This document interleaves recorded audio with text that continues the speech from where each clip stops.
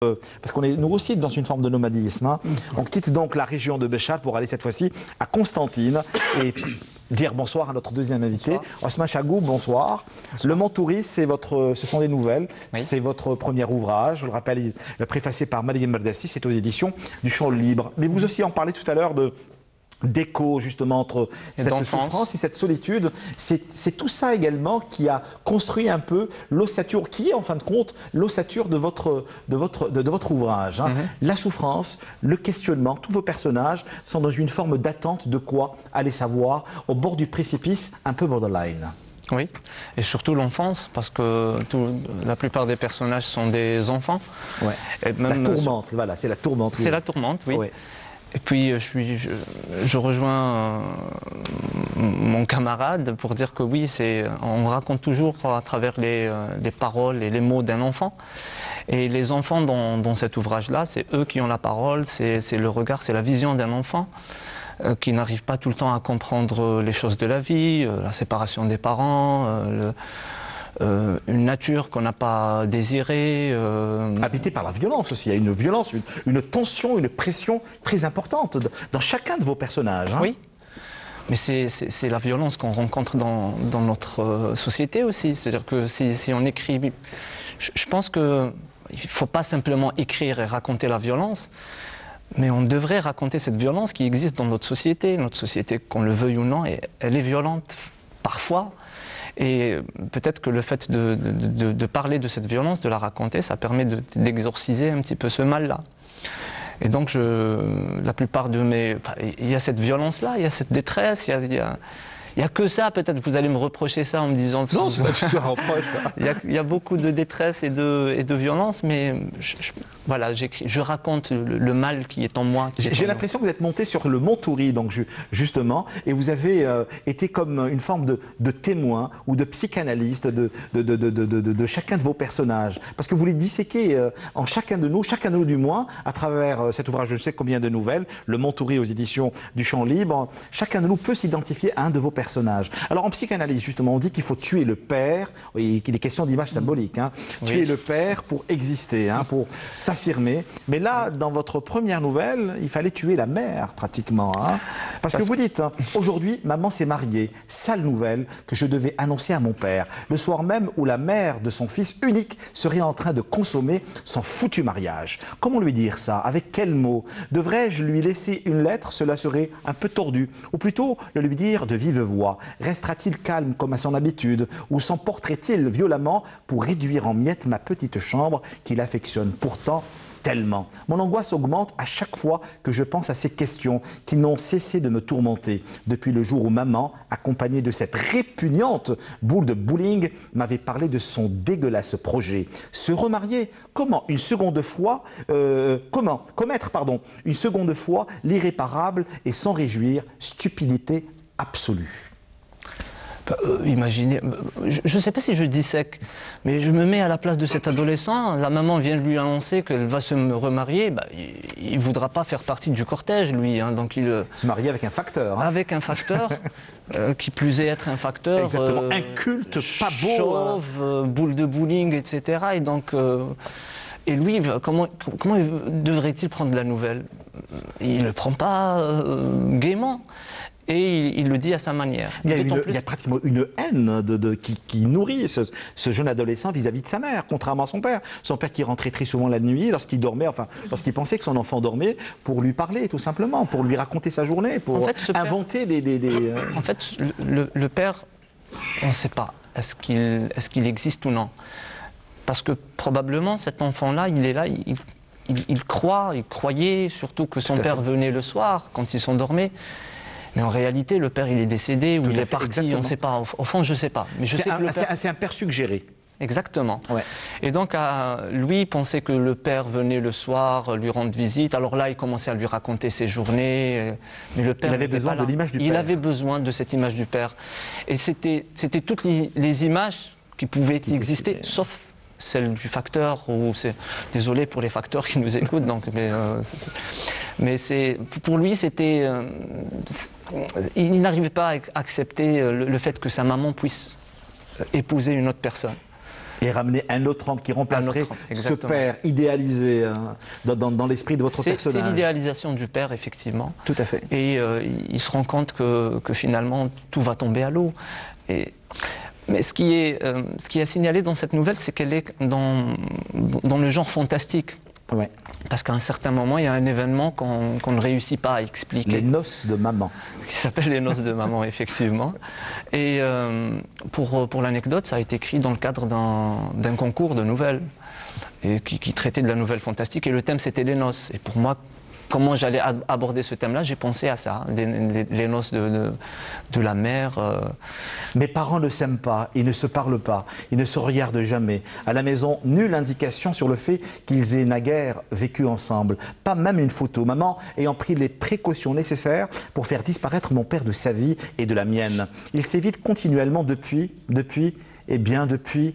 que je suis né. Il se cache, se dérobe, se camoufle et use de différents subterfuges pour rester chacun à l'abri des yeux assassins de l'autre. À croire qu'ils craignent d'être réduits en statue de sel si leur maudit regard devait se croiser un jour. Qu'ont-ils pu faire de si affreux pour ne plus vouloir avoir le courage de se faire face? Peut-être moi, c'est-à-dire leur enfant. Exactement. Et oui, il se pose ces questions.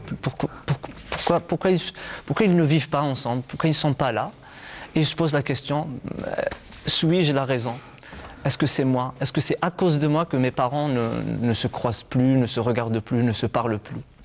C'est légitime. Il y a également cette envie de lutter contre l'enfermement, contre la stigmatisation, lutter contre la différence.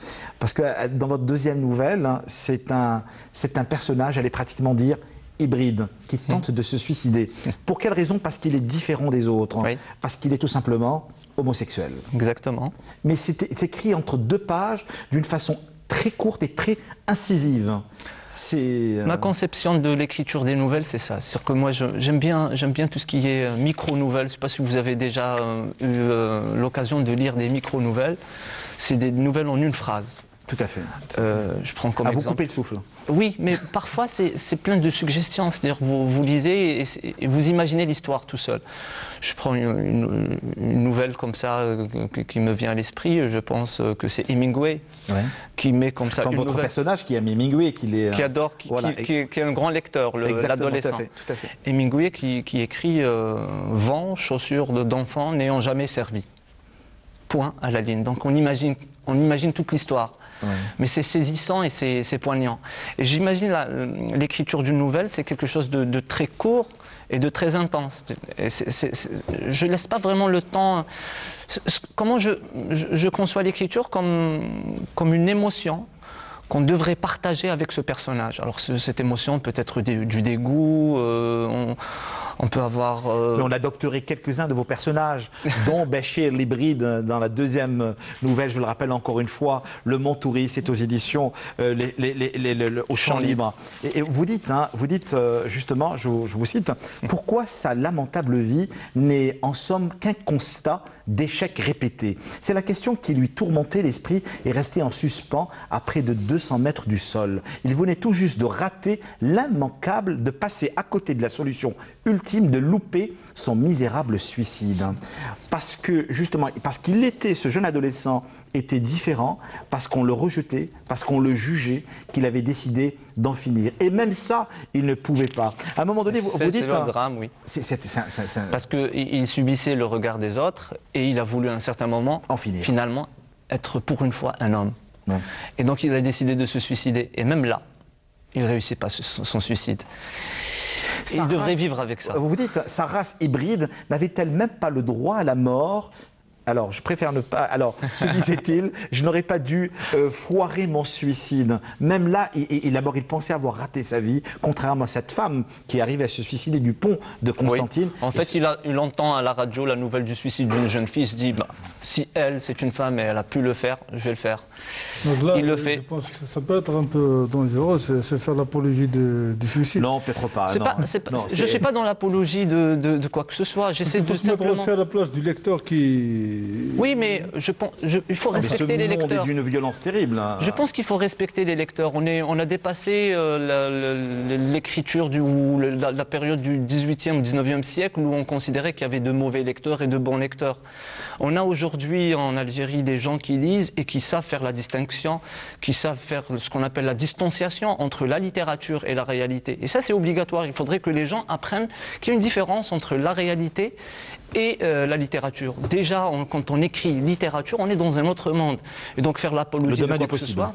Oui, bien entendu. Ouais. Et donc, déjà, il faut respecter les lecteurs parce que les lecteurs sont capables de faire cette distanciation, de savoir qu'on est dans un autre monde, qu'on est en train de lire une fiction. Mais moi, je ne fais l'apologie de... Enfin, je ne me suis jamais posé la question. Vue, hein. Mais je raconte simplement... je fais des profils de personnages qui ont existé ou qui pourraient exister. Voilà. Tous tourmentés. Tous tourmentés, là.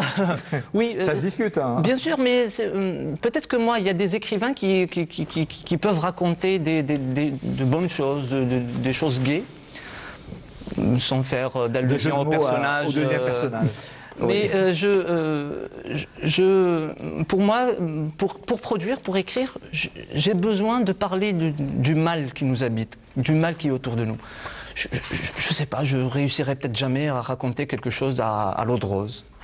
Impossible. Alors, on arrive à la troisième nouvelle qui porte justement le titre de votre ouvrage, Le Montouri, où nous allons à la rencontre d'une galerie. J'ai comme l'impression que c'est une nouvelle polyphonique. Voilà, c'est vraiment le terme, polyphonique. Nous allons à la rencontre de Yassine, ce jeune étudiant qui habite dans un gourbi, alors là, et qui chaque matin se réveillait pour aller à l'université, pour se créer pratiquement un monde, vivre un peu dans le mensonge. C'est un petit peu, c'est l'enfant au pieds nus. Exactement ça. Et puis après, on va à la rencontre de Houria, cette autre étudiante qui est aussi dans une forme de solitude, une étudiante en médecine qui est aveugle.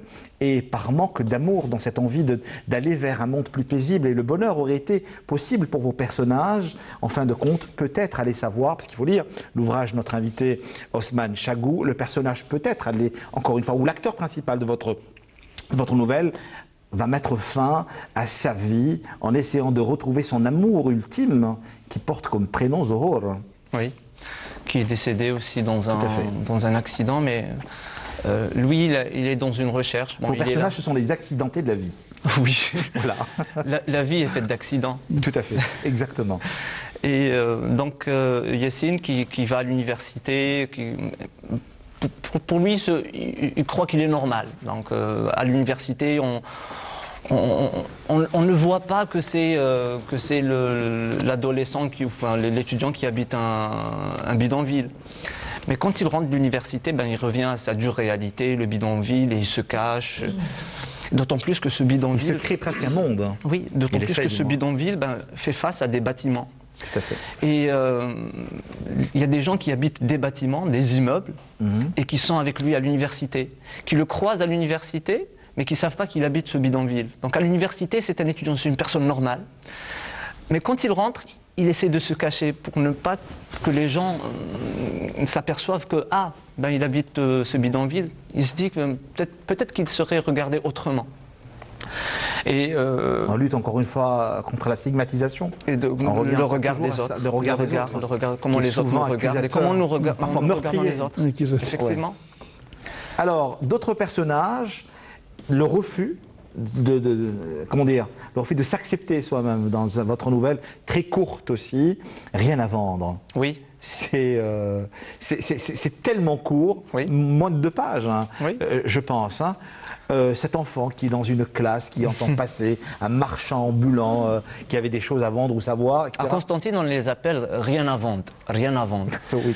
Et on prend parce qu'il passe et il crie rien à vendre. Et donc les gens sortent dans les rues, lui proposent des choses. Et donc quand ce monsieur-là arrivait au niveau de l'école, il commençait à crier rien à vendre, avec ses cris, y a-t-il rien à vendre, des postes, des réveils, des montres. Et toute la classe qui commençait à rigoler, sauf cet enfant-là, qui est là et qui ne rigole pas. Il ne s'amuse pas à cela. Et on se dit, mais pourquoi lui il rigole pas? Mais pourquoi lui il rigole pas? Et donc il demande à aller aux toilettes, il veut s'échapper, il veut partir, cette voix le tourmentait. Et donc il s'échappe, et à un certain moment, la voix s'était tue, comme je l'ai écrit. Il revient en classe, mais avec cette peur, il se dit, est-ce que la voix va reprendre de plus belle? Et on se rend compte vers la fin pourquoi il avait peur de cette voix, parce que c'était tout simplement son grand-père qui était déjà vendeur ambulant. Vendeur ambulant de bric-à-brac. Tout à fait, exactement. Et les autres qui comprenaient pourquoi lui il ne rigolait pas. Ça faisait rire les gens, d'autant plus que la voix du monsieur, elle faisait rire. Mais lui il ne rigolait pas, parce qu'il avait une raison. Pourquoi cette tourmente? Tous vos personnages sont tourmentés. Non, mais je pense qu'il y a des choses qu'on ne raconte pas. Parfois, quand je vois des choses qui ne se disent pas. Et qui ne se disent pas. C'est-à-dire, moi, si quelqu'un est à la place de ce personnage-là, il n'aurait pas envie de raconter, de dire à toute la classe, vous savez, le monsieur qui crie d'or, mais c'est mon grand-père et j'en suis fier. On ne peut pas le faire, sauf si on avait un courage admirable. Et donc moi j'aime bien raconter ce qui ne se dit pas, sans pour autant être dans des tabous qu'on devrait ou qu'on pourrait éviter. Vous avez quitté pour l'enregistrement de cette émission Constantine pour venir à Alger, mais vous avez un rapport assez particulier, du moins l'un de vos personnages a un rapport très particulier à Alger. Il déteste Alger dans 14. Vous dites, je n'avais pas fermé l'œil de la nuit, une nuit blanche, tout comme cette maudite capitale, exécrable couleur. Je hais Alger et elle me le rend bien. Vers 5 h du matin, je suis sorti sur le balcon. Bab El Oued dormait encore. Du premier étage où j'étais, j'aperçus un pauvre type somnolent sur l'un des nombreux brancards funèbres placés devant l'entrée de la mosquée At-Taqwa. En fait, il dormait profondément. J'ai été, en le voyant, jaloux. J'aurais tout donné pour être à sa place. Le temps ne passe pas vite à Alger. Il se joue de vous et vous fait attendre. Moi, je voulais qu'il passe. Je voulais qu'il me laisse derrière lui. Je voulais qu'il m'oublie. Je voulais. Quel est votre rapport d'abord à Alger? Ça, c'est une question... alors, mon épouse est algéroise. Et la première des choses, en voyant cette nouvelle, elle m'a dit, bah, tu vois, tu détestes Alger. J'ai la preuve. Oui, mais c'est un autre rapport. C'est-à-dire que maintenant, Constantine ressemble de plus en plus à Alger. Ouais. Mais à un certain moment, l'image qu'on se faisait d'Alger, c'est la ville, c'est les bouchons, il y a encore les bouchons, mais... je ne vous le fais pas dire. Hein. On le voit, le stress, le bouchon, la tension. Et donc, les Algérois sont assez particuliers. Exactement. Et donc pour moi, je voulais éviter ce stress-là, c'est-à-dire rester dans ma Constantine, dans ma ville. Ce cocon qui vous protège. Oui. Mais j'aime bien me balader à Alger. Quand je suis à Alger, quand on est juste de passage. Hein. Quand on est juste de passage, ça va. Mais de s'imaginer chaque jour, de vivre tout ça chaque jour, je le dis, mais je suis d'accord avec le personnage. Je vous retrouve réellement dans ce personnage. En fait, c'est une nouvelle, c'est une histoire vraie. Tout à fait. Ça raconte la douleur et la séparation et la perte d'un enfant. La perte d'un enfant. La perte d'un enfant. C'est une douleur qu'on ne peut pas surmonter. Et pour l'anecdote, c'est une nouvelle qui a été écrite quand Mariam Merdassi m'a appelé pour me dire voilà, le recueil va être publié. C'est à ce moment-là. C'était 1 an après l'événement. C'est à ce moment-là qu'en une nuit, j'ai écrit cette nouvelle-là pour que ça fasse partie. Et c'est la 9 mois, c'est la 9e nouvelle. Voilà.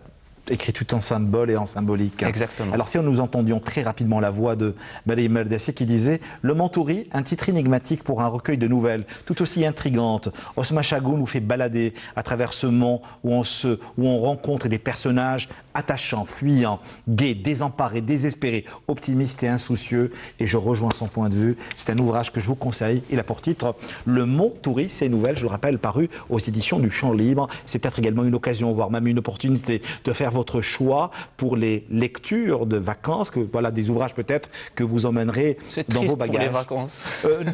Il n'y a pas d'écriture triste, hein, je peux vous le dire. Hein. Quand pour l'ouvrage de ces enfants aux pieds nus de Abdelrachid, je le rappelle, chez Z4 Éditions, 2 ouvrages que nous sommes venus partager avec vous, questions-réactions, cultureclub@20tv.dz. On quitte la Béchar, on quitte Constantine, direction Timimoun, pour donner la